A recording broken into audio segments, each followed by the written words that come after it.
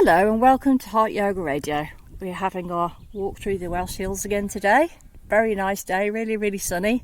The beach is absolutely seething, but there's hardly anyone up here, which is quite nice. And yesterday we had quite a long conversation about the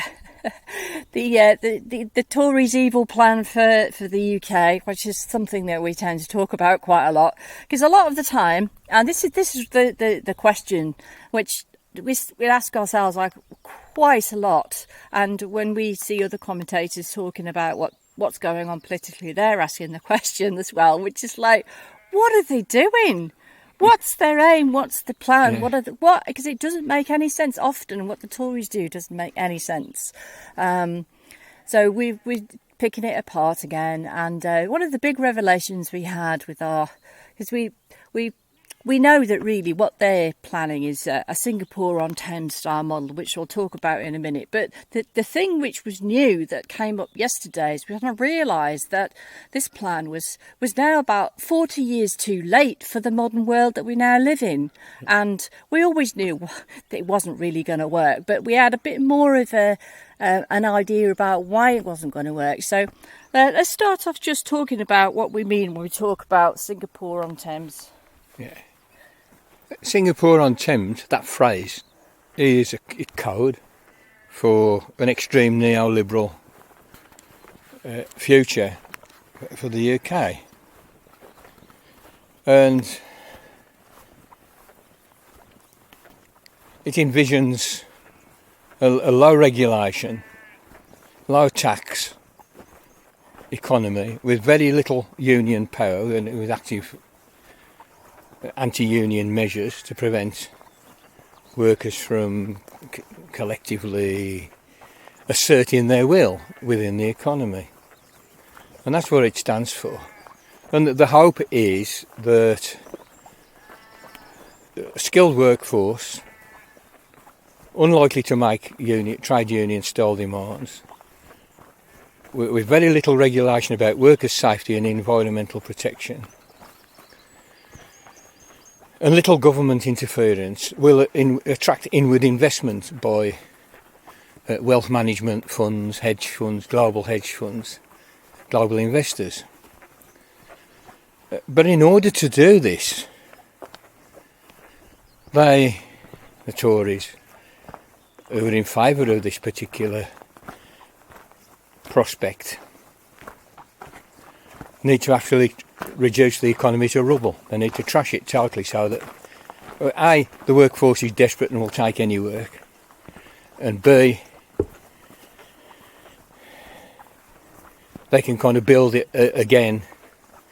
They call it build back better. And they've already admitted that they've trashed it, you know. Build back better, that is an admission that they've trashed it, you know. Because that's the only way of understanding the trashing that's going on. Who profits? Who follow the money? Who's going to benefit? Yeah. And it's the big, super big capital. It's the oligarchs. The whole programme suits only one class of people, and that's the very, very small group of hyper-rich oligarchs. And we know this because every kind of industry has suffered. You'd think, well, okay, this is the government protecting finance, capital, fire, you know, finance, insurance, real estate, over and against manufacturing, which of course is, you know, actually productive capitalism, which has took an absolute hit. But then you realise that the banks are sacking people left, right and centre, and they're moving overseas. And you think, well, how can it be that particular schism in capital is the one that's playing out? Then you realise that within finance, there is also a schism between the hedge funds and the kind of sober, men in grey suits, rather conservative, high street retail banking, small investment, ISAs for people, pension plans for people type scenario, but rather the high risk casino capitalism of the hedge funds. So within finance there's a split, there's a schism, you know. And it's only when you ask the question, well, who benefits, and you apply the method of following the money, that you realise that everything that's happening vis-a-vis Brexit is only going to benefit that one class ultimately. I mean, a few people along the road will get some crumbs from the table, opportunists, you know, and we've seen this with the cronyism, with the pest control companies getting PPI contracts, and so forth, you know, for the odd tens of millions, hundreds of millions. This is all on a much bigger scale than that. Because if you follow the twists and turns of Brexit like we do, every single industry, from because the British just winemakers, the Welsh gin producer, just to farming in general, fishing's trashed. The shellfish industry in Britain absolutely trashed. Everything. Motor industry. Manufacturing already. I mean, Mrs. Thatcher started this by trashing manufacturing, and basically having an ideological and physical war in which people died with the trade unions. You know, you're picking on the miners as the vanguard of the trade unions, as the aristocracy of labour, and completely crushing their organised movement. And then de-industrialising the economy, because labour was cheaper elsewhere.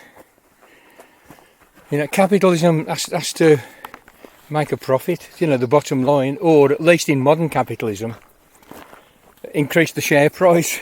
You know, this new variant of capitalism, this new mutation of capitalism, which might be a kind of post-capitalism, is less interested in the bottom line than in the actual stock price. But nevertheless, it's got to cream off value from the workers in order to survive. That is what it does. That is its complete modus operandi.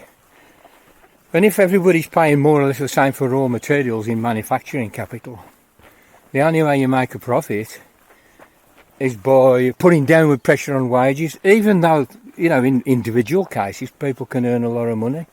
I mean, with automation, one or two workers can make a company £1 million, £2 million, £10 million a year. And it's no skin off your nose to pay those guys 40, 50k a year, and they kind of feel, well, that's plenty, I've got a nice car, nice house, go on holiday, you know. They can do it. But nevertheless, the pressure, the economic, is always, ineluctably, as a part of the dynamics of the system, it's downward pressure on wages. Of course, at the bottom end, you're going to have a precariat. According to this plan, if they realise this plan, you're going to have a precariat. You know, whose situation's going to be pretty fucking dire, you know. I mean, in fact, we've already got a precarious situation. And of course, because the bills are going up and the food prices are going up because of Brexit. Like I say, a lot of the supermarkets, they're just having to send out their trucks empty, where normally they would be full of goods. So there'd be the cost of that, the outward transport would be covered by taking goods. Oh yeah, well they would even do like several drops, go on the continent and do several drops. They'd drop something off somewhere in Frankfurt or somewhere, pick up some goods, go and drop some of their original stuff off in Warsaw or somewhere, and drop those goods and pick up, you know, and act like a kind of... The haulage industry is in massive trouble as well. Yeah, it's kind of really, really sort of beautiful logistics set up, all gone to shit because there's a limited number of... they're not allowed to do that now that we've left the EU. It's a part of the general agreement between the countries, and it's very efficient. But hundreds of things like that. Yeah, I mean, it's just every day you hear about a new industry that's absolutely trashed or struggling or about to be trashed.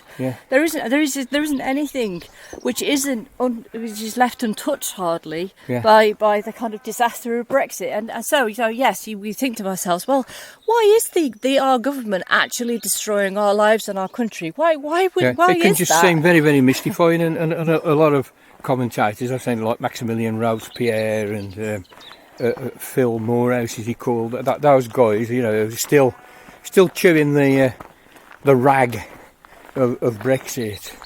It's very useful for us because they're willing to pick over lots and lots of detail. They do the donkey work. We rely on all kinds of labourers, you know, intellectual and interpretative labourers out there. Of course we do. And all this thing about the low regulation, all that sort of stuff. Yeah, it's like, this sounds like, it's some sort of weird conspiracy theory, but you can see they're already doing it. It's like they're not going to do it; they have done it already. It's not a conspiracy theory. I mean, the Australian deal which is really a nod to show that the Americans that we're willing to accept their hormone-fed beef, right, and their lower animal welfare standards, which people in the UK do care about, many of them, I would say. And it's actually the Australia deal, 'cause it's not worth a lot of money, but it's a nod towards the Americans. You can come and sell your fucking shit poison, toxic, fucking hormone-fed beef over here. There it is, lowering in the environmental standard and a lowering of the animal welfare standard and so forth. So in this new era, where we are just about to embark on all countries coming together and talking a lot more seriously about saving the climate and the planet, we have decided to import food which is of a lower standard, that's created in such a low standard, which causes us a lot more pollution, and is transported from the other side of the world. Well, so what's the carbon footprint on that? Yeah. Instead of 20 miles, 101 miles across the channel from France. Yeah. So, of course, we come to the conclusion this can't possibly work, because the world has moved on. Intellectually, neoliberalism is pretty well discredited, except by complete kind of nutters who are incapable of rational thought. It was always a scam. Yeah, we've got Biden openly admitting that the trickle-down system doesn't work. Well, it's a scam which they sold to us by saying, well, all boats will rise. You let the rich get even stinking rich, and they'll spend that money, and we'll all kind of get some crumbs from the table. And that you've got like a trickle-down system.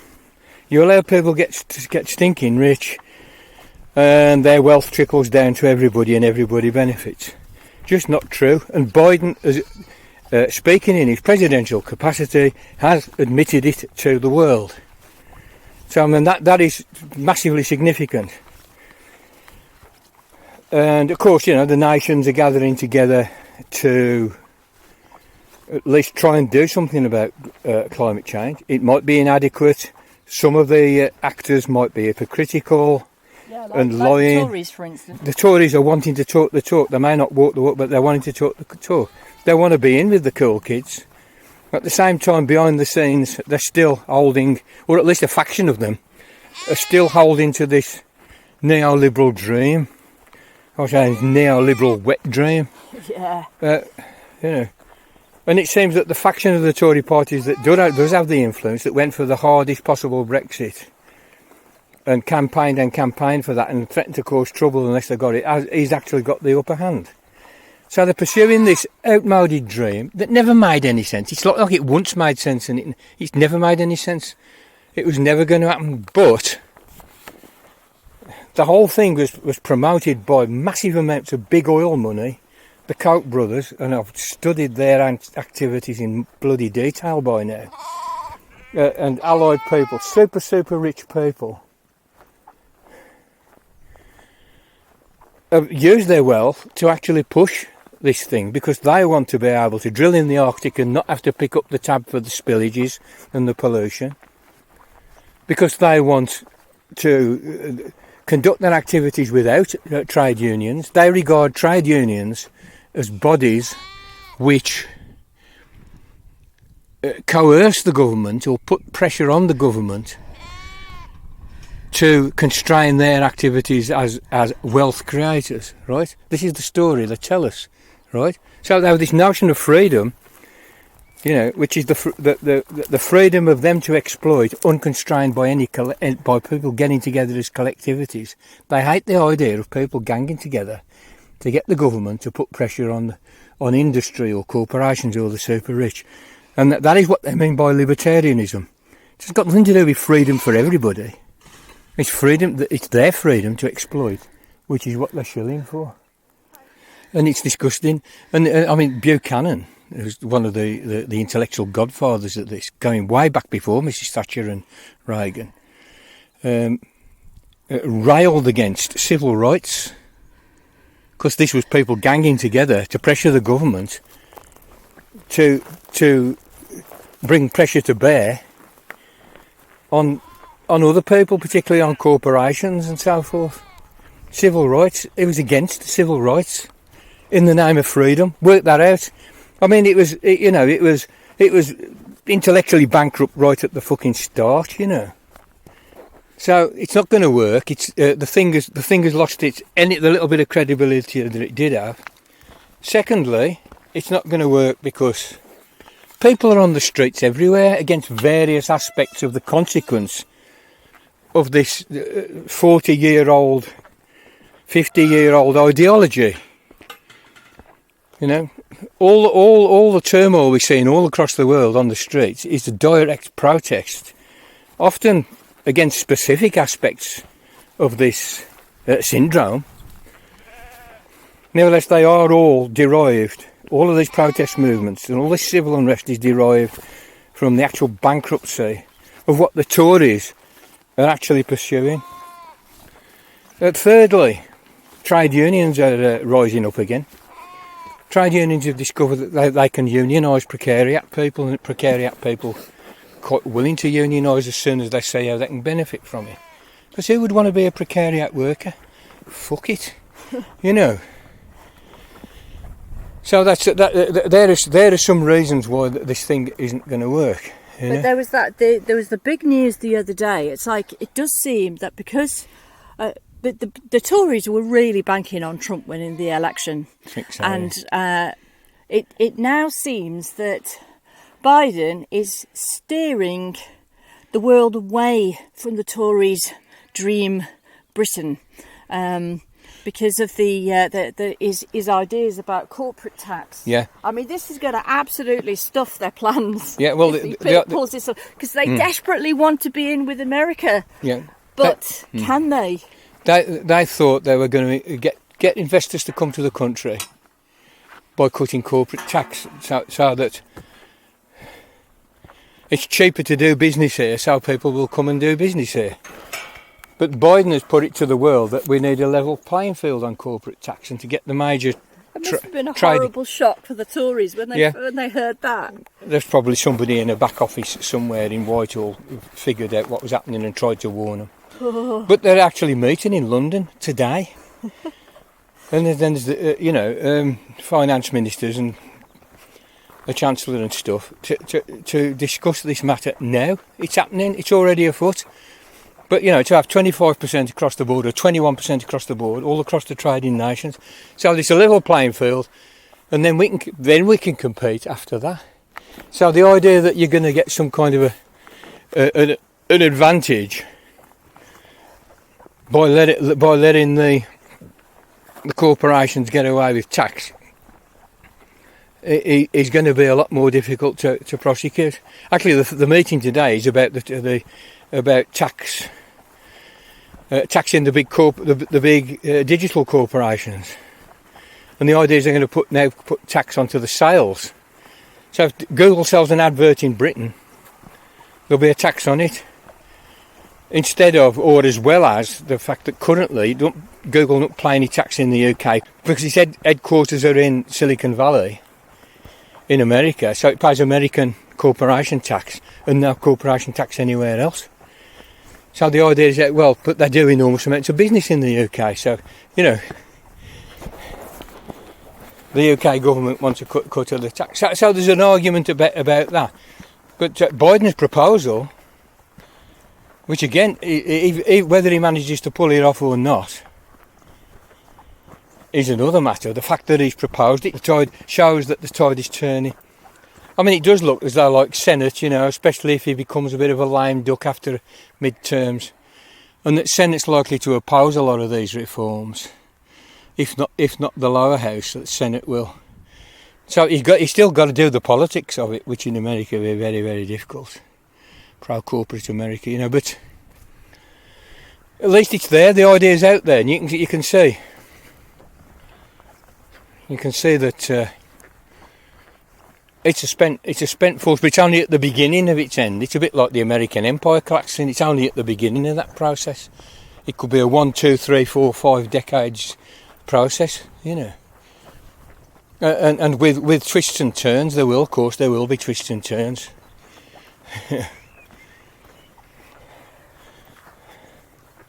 So I mean, and another factor, I think is another factor, is the fact that the left is slowly organising across an international space, as the right international, I think, is weakening somewhat. Yeah. Whether this is temporary or a minor glitch, a correction in the fucking market, or whatever you want to call it, the market of ideas. Nevertheless, it's there. None of this. The point is that the Tories are not going to get a clear run at this Singapore on Thames. They're just not going to get it. No, it's not going to be as easy as they thought. Regardless of how useless the Labour Party is, social movements will jump in and are jumping in into that void. So they're not going to get a clear run. Then that's not going to go unopposed. And I confidently expect the opposition to now quite steadily marshal itself, get its ideas more refined, get its tactics and strategy more refined, get its international connections on a more solid basis. I expect that. Again, there'll be pushbacks, there'll be setbacks, there'll be mistakes. Of course there will. But nevertheless, that's what I see coming. Oh, the other thing, again, about Singapore on Thames is because that Singaporean government, it's quite autocratic. It's watching Joylan Morn, who is this QC that's taking the government to court and fucking more cases than you can count, winning a lot of them over corruption and this, that and the other. I mean, he's a funny bloke. He kind of absolutely hated Corbyn, and so I didn't like his take on Corbyn. But nevertheless, he is doing this work of holding them to account via lawfare. He's pushing back against the lawfare that the rich wage on the poor. And he's doing a lawfare against government corruption. And anyway, just watching him, and he said, as far as he's concerned, the UK is an autarky. That means, it's autocratic or authoritarian. And Boris Johnson holds all the power, that Parliament is an irrelevance, and the Labour Party is an irrelevance. And he was saying what we say is that we've got to build from the bottom. Community safety, I think, safety nets, because the shit is going to hit the fan with all this, because it's got to go wrong. When you realise what it is they're doing, you also realise immediately how it can't work. Yeah, the thing is, though, it doesn't matter, because whether it works or it doesn't work, it's going to be really shit for us either way. It's going to be shit for the people on the ground. Yeah. Either way, whether they succeed, you'll be a slave labour force, technological serfdom, as Yanis Varoufakis calls it, or it fails and there's just utter chaos, in which case you're going to be in the shit anyway. So communities building safety nets in readiness for this, but also building their own economies, and their own networking scenarios, their own networking systems of exchange, and of exchanging between communities, and then between collections of communities and other collections of communities. And a lot of groundwork on that, as well as like social justice movements, Black Lives Matter, just any movement that's battling with some form of discrimination or injustice is all networked into this same movement. But on that practical level, Joylan Morn, he's not my kind of favourite person. He's a bit of a centrist, but nevertheless, on that he's correct. That needs to happen, especially as it. I mean, I thought, well, that's a bit strong. Parliament is irrelevant. But actually, think about it is, because Johnson just has all the power. He's worked for it, and of course the COVID, as we said right at the beginning, we've got to watch out, as though all this lockdown and all the rest of it's necessary, we've got to watch out for the government using emergency powers, turning emergency powers into something that lasts forever, which gives them an enormous amount of extra parliamentary power, unaccountable to the people. Which, of course, is what Singapore has, that style of not very democratic government. They've already put through bills that actually voted for far less democracy. Like, for instance, when they all voted that the future trade deals would just remain secret and no MPs would know anything about them or be able to look at them or debate them or scrutinise them in any way. It's disgusting. And Johnson could just do whatever he wanted. It's disgusting, isn't it? Sign anything. Disgusting, utterly disgusting. Yeah. So anyway, that's what we're up against. But I hope that we've managed to outline some of the possibilities for pushing back and making something better. And there's a lot of that kind of activity on the planet. And maybe if the various strands of that activity can all face in the same direction, which I think they want to, that this horrible fucking plan on our local scale of the United Kingdom and our 66 million inhabitants hasn't got much chance of getting anywhere. Enough. So to summarise what we've just gone over, we've got an authoritarian government, scarcely answerable to Parliament, that seems hell-bent on a destructive path, that wants to destroy the British economy and British society in order to build it again with a cowed workforce, with a serfdom, a new technological serfdom, according to a broadly neoliberal vision. You might think it's far-fetched that they are willing to countenance complete destruction, but nevertheless, as Anna has pointed out, every aspect of the economy has taken a hit.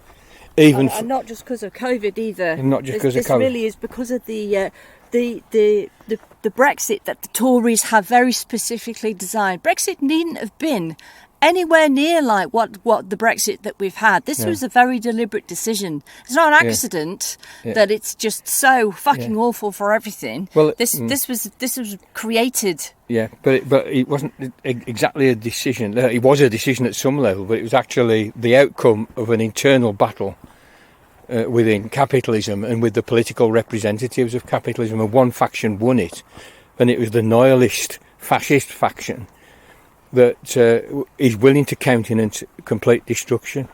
And evidence, if you think that's far-fetched, I would cite the case of Northern Ireland, and the Tories seem quite happy to countenance chaos in Northern Ireland, and chaos has already started to break out in Northern Ireland, in order to pursue this plan. I would cite that as evidence of the covert thinking that's going on behind all this. There's no way it makes sense unless you understand that they are willing to countenance masses of destruction, social, economic, infrastructural, in the UK. It doesn't make sense unless you realise that that's what they are quite willing to undertake and are in the process of undertaking. Yeah, and not just that, if we just look at COVID as well, just look what they were willing to do. You know, let's take it on the chin. Johnson goes in front of the cameras, looks suitably sombre, saying, well, a lot of your family's going to die. Sorry. Yeah. Well, and they would just go, herd immunity. Oh, no, we weren't going to do that really, but they were, you know. And, and we had the worst death rate in the world per capita. I think we've... Brazil has overtaken. Yeah, I think we've been slightly overtaken now, but still, for a developed country, that's absolutely appalling. It is appalling. And they were willing to let it happen. They just sat there, and when it got to the point where the public pushback was too much, then they did something about it. But only then. If we hadn't have pushed back, they would have just let loads more people die. Yeah, well, I mean, they were happy to do it. That further illustrates that they are in love with destruction, that they are morbid nihilists, fascists, in other words, in love with the death instinct, destruction, bring it on. Let's break everything so we can start again. There's that sort of glee. That pathology is operating in this coterie of people, this small coterie of people who have got their hands on the levers of power.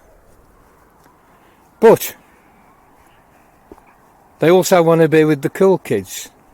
They're also going to host this climate change conference, international conference in Glasgow. They're also claiming that they're going to be ahead of the curve on electric cars, zero carbon, and are making a lot of noises and trumpeting a lot of stuff around that.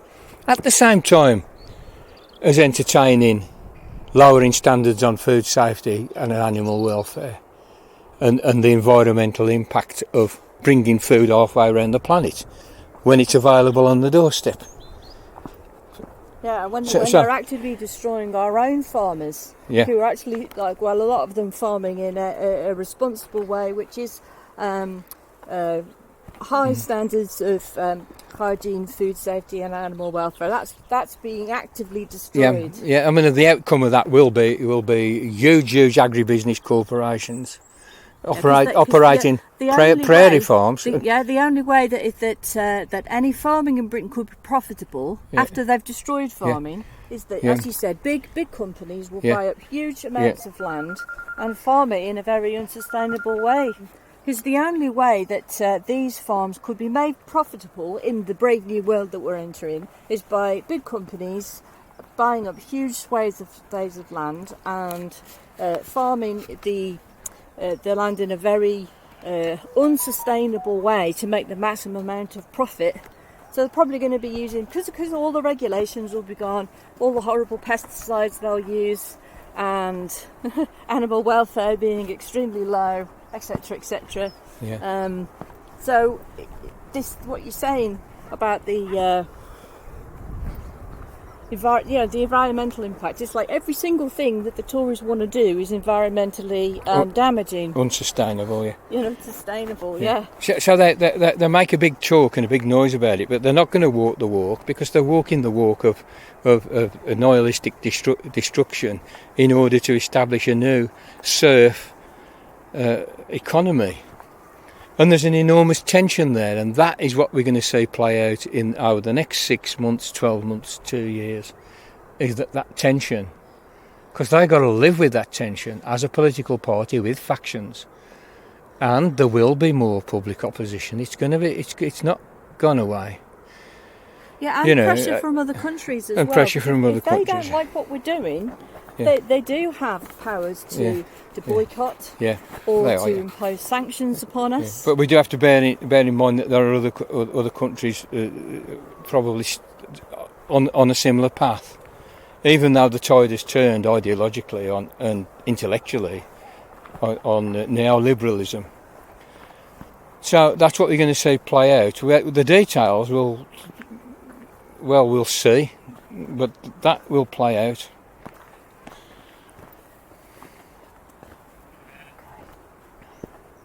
So we can just hope that their evil plans don't come to fruition, and there's enough of us to push back, and maybe the Tories will just be completely voted out in the next election. This is my I know, but maybe one can but dream. Anyway, coming to the end of our walk now, so I hope everyone found that interesting, and I hope you're having a bit of sunshine wherever you are, because it's a rare day of wonderful heat and sunshine here in Wales. So we will get back on the hill, and we'll speak to you again soon.